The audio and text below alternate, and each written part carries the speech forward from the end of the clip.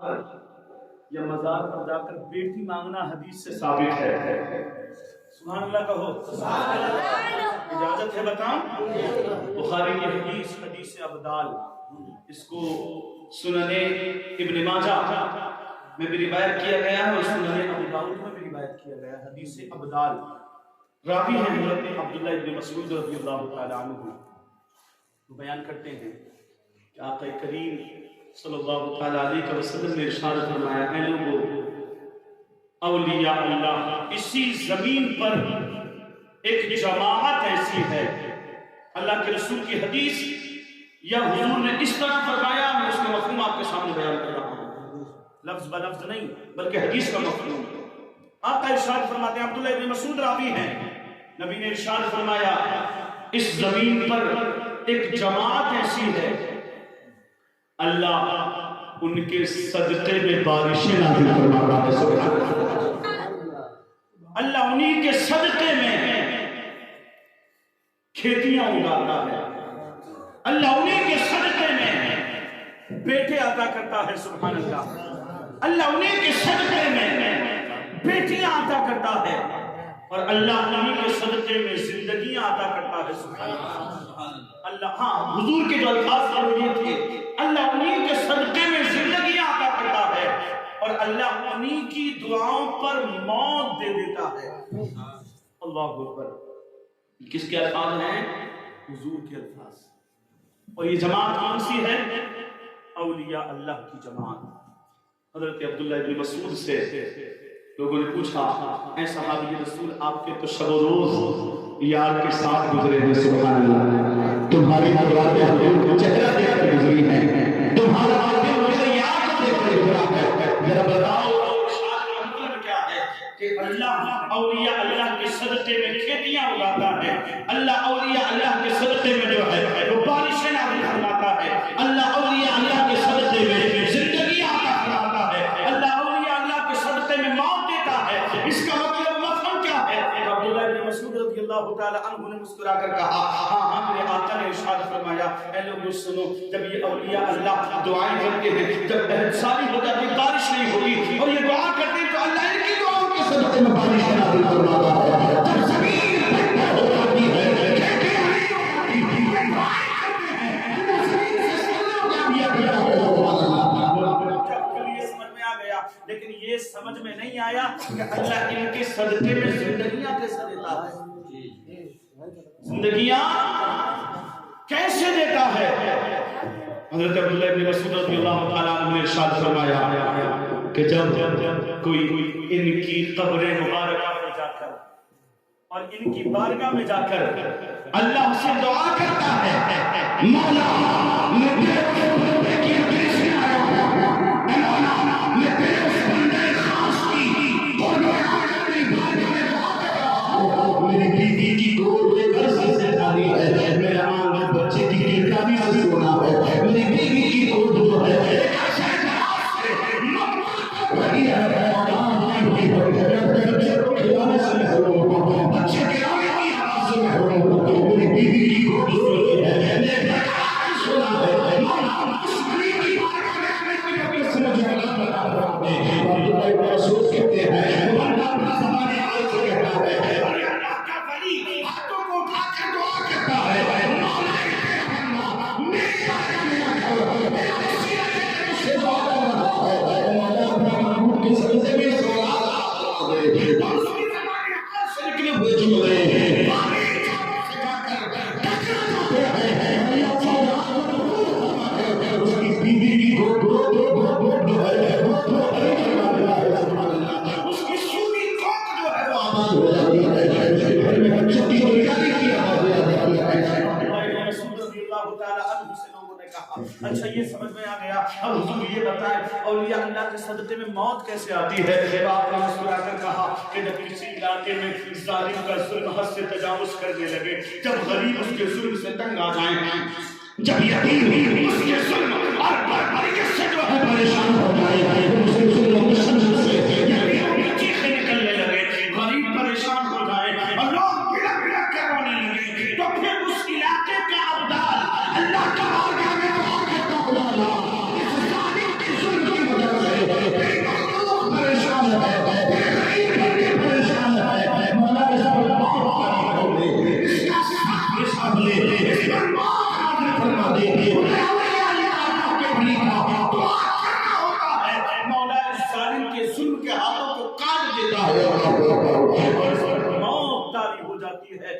سے اللہ اولیاء اللہ کے صدقے میں موت دیتا ہے۔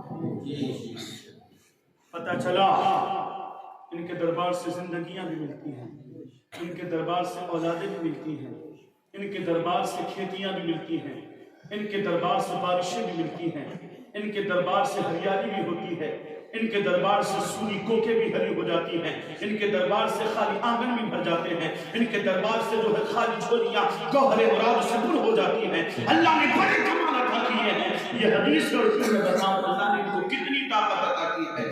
آج لوگ بھی اعتراض کرتے ہیں دیکھو یہ سنی پاگل ہو گئے ہیں، خواجہ غریب نواز ادویہ شریف میں ہے اور یہ سمودیہ میں بیٹھ کر پکار رہے ہیں خواجہ غریب نواز ہماری مدد کر دو، ایسا غریب پاک ہماری مدد کر دو، بڑے بڑے صاحب ہماری جو ہے وہ فریاد کو سن لو۔ تو یہ پاگل ہو گئے ہیں، سمودیہ میں بیٹھ کر بغداد والے پیر کو پکار رہے ہیں، سمودیہ میں بیٹھ کر اجمیر والے خواجہ کو پکار رہے ہیں، سمودیہ کی زمین پر بیٹھ کر قریہ میں رہنے والے شاہی پاک کے ناموں کو آوازیں دے رہے ہیں۔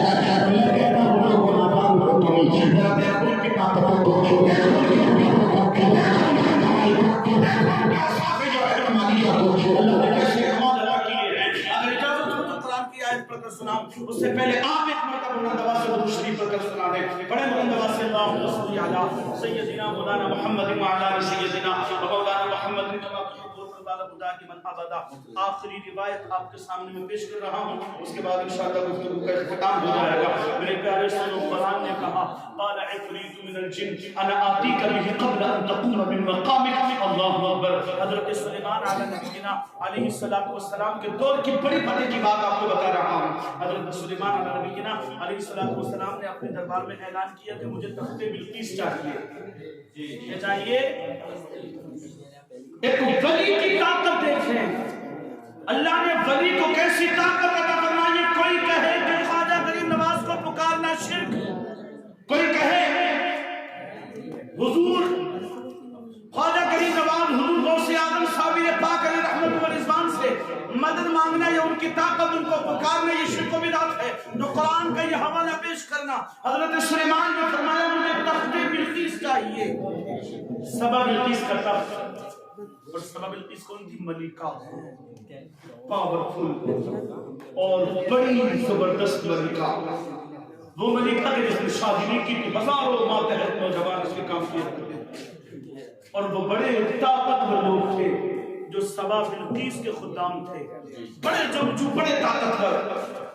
شہر سبا جس میں اس کی حکومت چلتی تھی، بڑے لڑاکو، بڑے جنگجو اس کے جو ہے لونڈے تھے، اس کے جو غلام تھے۔ اللہ اکبر۔ مختصر پورا واقعہ بیان کرنا مقصود نہیں ہے، صرف طاقت اولیاء اللہ بیان کرنا مقصود ہے۔ کہاں مجھے سبا بلقیس کا تخت چاہیے۔ اللہ اکبر۔ اور سبا بلقیس کہاں رہتی تھی؟ حضرت سلیمان نے اعلان کہاں سے کیا تھا؟ یمن سے، اور وہ کہاں رہتی تھی؟ شام میں۔ اور یمن اور شام کا درمیان فاصلہ تیز رفتار گھوڑا کرتے کرے۔ میں نے اسی آیت کی تفسیر میں پڑھا، علامہ غلام رسول سعیدی رحمۃ اللہ تعالی علیہ نے واضح طور پر بیان فرمایا، کہا اس کی جو مسافت ہے شام اور یمن، ایک مہینے میں تیز رفتار گھوڑا پہنچے۔ تیز دوڑ، جو جنگ میں گھوڑا استعمال کیا جاتا ہے، وہ ایک مہینے میں تیز دوڑ سے پہنچے گا یمن سے شام۔ اور تخت بلقیس کیا تھا؟ اس کی بھی تفسیر پڑھی میں نے تو پتا چلا وہ کتنا تھا؟ 80 ہاتھ لمبا۔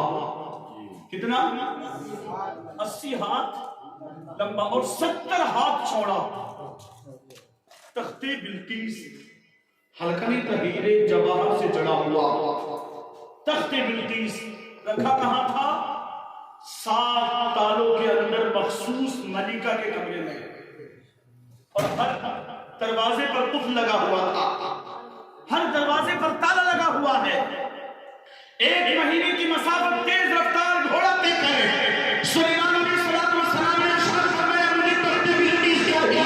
جب آپ نے ارشاد فرمایا میں آپ کے عدل سے بولا، قرآن نے کہا قال عفریت من الجن انا آتیک به قبل ان تقوم من مقامک۔ جن نے کہا حضور میں لاؤں گا آپ کی مجلس برخاست ہونے سے پہلے۔ کہا مجلس، ارے آپ کو بات تو سمجھ آ رہی ہے؟ یہ میک کی آواز کی وجہ سے ایسا تو نہیں ہو رہا، کوئی بات سمجھ نہیں پا رہے ہو؟ آخری بات بیان کر رہا ہوں۔ تخت بلقیس یمن میں آپ نے کہا مجھے تخت بلقیس چاہیے شام میں، اور آپ ہیں یمن میں. اللہ اکبر. جن نے کہا عفریت کہتے ہیں بڑے پاورفل اور بڑے طاقتور جن کو، جو جنات میں طاقت میں ایک بڑی جسارت رکھتا ہو اس کو کہتے ہیں عفریت. سرکش، اس کے معنی سرکش پڑی آتی ہے، بڑا. آپ کی تو حکومت سب پر چلتی تھی، جنوں پر، پرندوں پر، چرندوں پر، کیڑوں پر، مکڑوں پر، ہواؤں پر، پانیوں پر، چرندوں پر، پرندوں پر، سب چیزوں پر حضرت سلیمان علیہ السلام کی حکومت چلتی تھی. جن بولا حضور میں لاؤں گا قبل ان تقوم من مقامک، آپ کے اپنے مقام سے اٹھنے سے پہلے، یعنی آپ کی مجلس برخاست ہونے سے پہلے. اب مجلس برخاست کتنی دیر میں ہوتی تھی؟ تو ایک تین روایتیں ہیں. ایک روایت میں نماز فجر سے تقریباً 10 بجے تک لگتی تھی مجلس، یعنی 10 بجے تک مجلس ابھی ختم ہو نہیں پائے گی، میں تخت بلقیس لے آؤں گا. ایک روایت میں فجر سے ظہر تک، اور ایک روایت میں 1 گھنٹہ. تو اب ہم سب سے کم والی روایت لیں. عفریت نے کہا کہ میں لاؤں گا 1 گھنٹے میں تخت بلقیس کو. ایک مہینے کی مسافت تیز رفتار گھوڑا طے کرے. تو عفریت نے کہا میں لاؤں گا تخت بلقیس کو 7 سالوں کے اندر، جو 80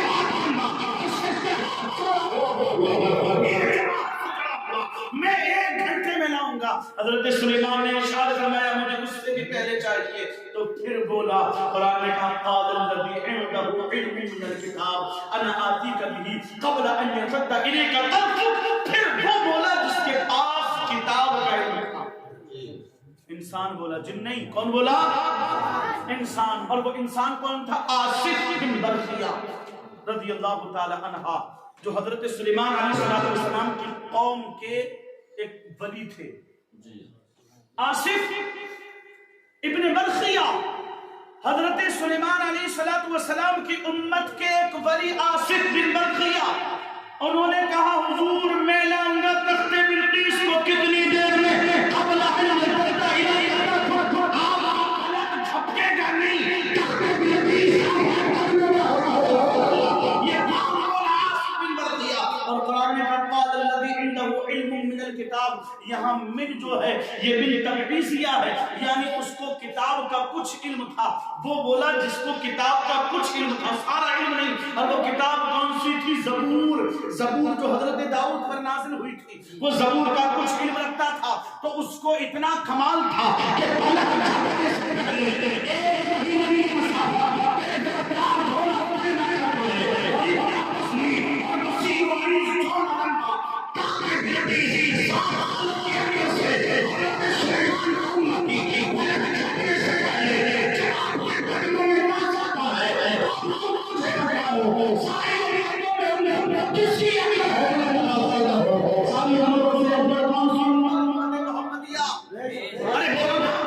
سب سے افضل کون سی امت؟ امت محمدیہ. اور ساری کتابوں میں کون سی کتاب افضل؟ قرآن کی کتاب ہماری وہ افضل، ہم امتی افضل. اور سارے نبیوں میں کون سا نبی افضل؟ تو جب سارے نبیوں سے ہمارا نبی افضل، سارے کتابوں سے ہماری کتاب افضل، سارے نبیوں سے ساری امتوں سے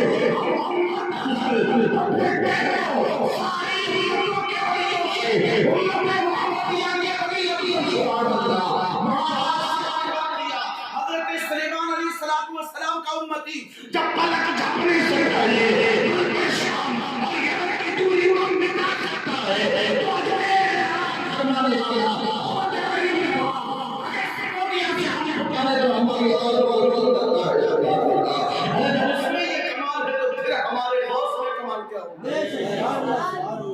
تو سمجھ رہے ہو نا آپ کے ذہنوں تک بات پہنچی نا میری؟ میرا چیخنا یا بلند آواز میں بولنا راجہ تو نہیں جا رہا. جب حضرت سلیمان کا امتی اتنا پاورفل ہو سکتا ہے، ان کی امت کا ولی، اور یہ بات مسلم ہے کہ تمام امتوں میں ہماری امت افضل ہے، تمام نبیوں میں ہمارے نبی افضل ہیں، تمام کتابوں میں ہماری کتاب افضل ہے، اور تمام ولیوں میں ہماری امت کے ولی افضل ہے. تو جب ان کی امت کا ولی آصف بن برخیہ 7 سالوں کے اندر سے تخت بلقیس کو پلک جھپنے سے پہلے لا سکتا ہے، تو پھر ہمارا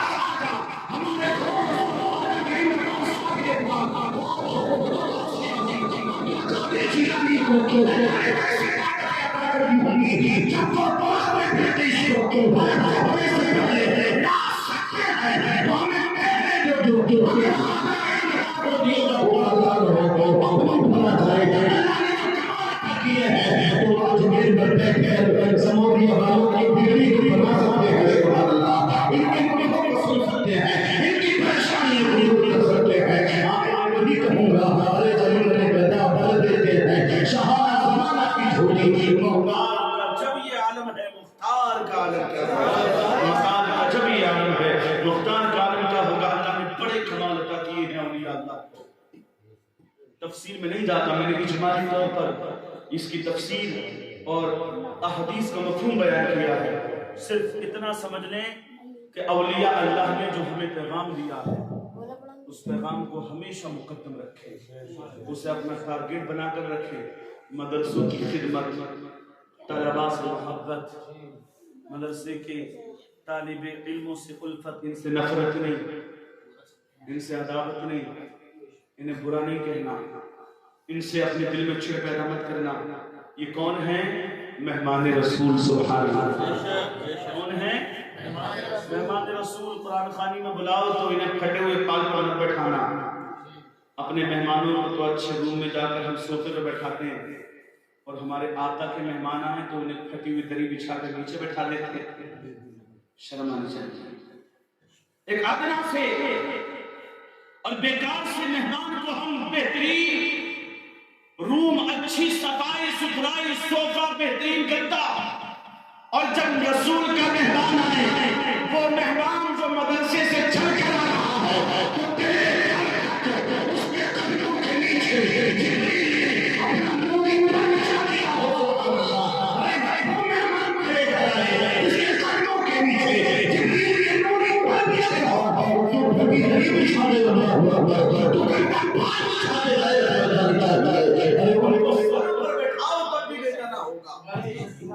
ان کو سروں پر بیٹھاؤ تب بھی کمال نہیں. بڑے کمال ہیں ان کے.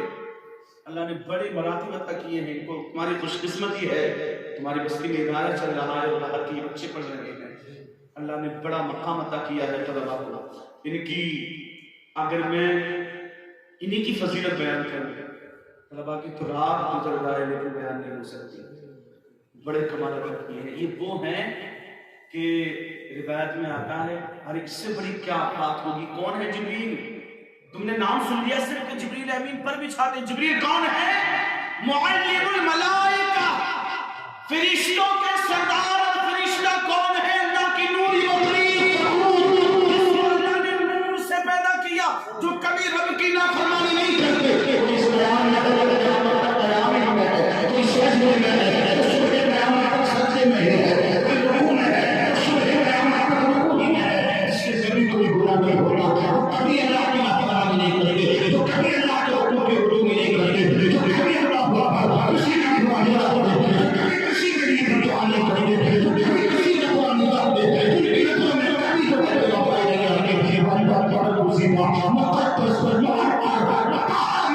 فرشتہ ہے، فرشتہ عام فرشتہ نہیں بلکہ تمام فرشتوں کا سردار. فرشتے جھولا جھلائیں سبحان اللہ، جس کے فرشتے نظمیں گائیں، جس کی تعریف و توصیف کو رب قرآن میں بیان فرمائے سبحان اللہ، جس کے نام کو رب نے قرآن میں بار بار بیان کیا ہو سبحان اللہ. جو کاتب اور راسل رسول ہو، یعنی رسولوں تک پہنچنے والا، پیغام خدا کو انبیاء علیہ السلام تک پہنچانے والے، وہ جبریل امین ہیں. تو فرشتہ بھی کوئی عام ان کے پیروں کے نیچے پر نہیں بچھاتا، بلکہ فرشتوں کے سردار جبریل امین بچھاتے ہیں.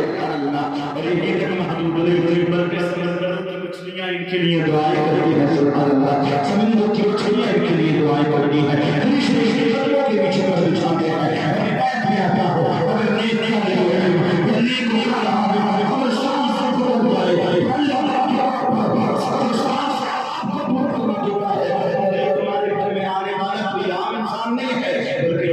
رسول ہے، اس کے قدموں کے نیچے فرشتوں نے پر بچھائے ہیں. اس کے لیے دریا میں رحمتوں نے دعا دی ہے.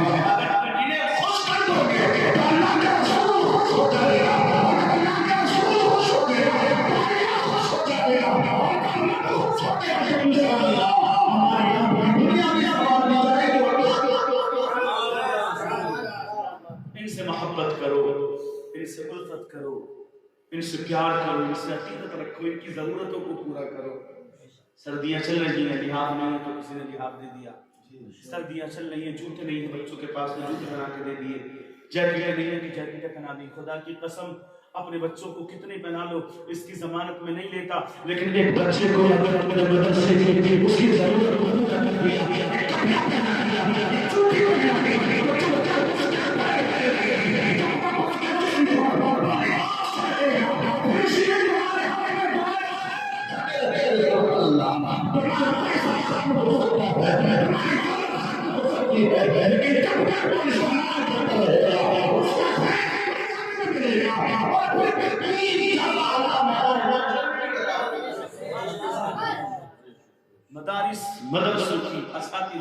طلبا کی ضرورتوں کو پورا کرو مولا تبارک و تعالی ہم سب کو پیارے خواجہ غریب نواز علیہ رحمت و رضوان کے پیغامات کے مطابق ان کے ارشادات ان کے ملفوظات کے مطابق مولا چل کر زندگیاں گزارنے کی توفیق رفیق عطا فرمائے۔ خواجہ غریب نواز کی تو کوئی بات ہی نہیں ہوئی، میں نے جو ہے صرف اولیاء اللہ کی طاقت و قوت اور ان کے مقام کو بیان کیا ہے۔ خواجہ غریب نواز کے تو بڑے کمال ہیں، وہ تو کمال ہے، ایسا کمال کی نگاہ ولایت پڑی تو ہندوستان کے کافروں کو مسلمان بنا دیا، آج تک چرچے ہو رہے ہیں اور تاریخ گواہ ہے کہ صبح قیامت تک میرے خواجہ کا ذکر ہوتا رہے گا۔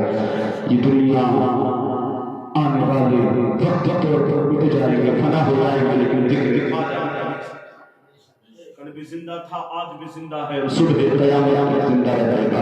امام نے کہا کہ زندہ ہے اللہ، تو زندہ ہے اللہ، میری چشم آدم سے چھٹ جانے والی مولا تبارک و تعالی ہم سب کو اقوام شرافت چل کر زندگی گزارنے کی توفیق رفیق عطا فرمائے، اور اس مختصر سی گفتگو میں میرے بولنے میں قصدن یا سہون جان کر یا بھول کر یا سبقت لسانی یا کم علم کی وجہ سے کوئی جملہ منجر الى الکفر یا کفری نکلا ہو، میں آپ تمام کو اہل منبر کو گواہ بنا کر رب کی بارگاہ میں سچی توبہ کرتا ہوں۔ آپ بھی میرے ساتھ پڑھیں، استغفر اللہ ربی من کل ذنب واتوب الیہ، اشہد ان لا الہ الا اللہ واشہد ان محمد رسول اللہ وما علینا الا البلاغ۔ السلام علیکم ورحمۃ اللہ۔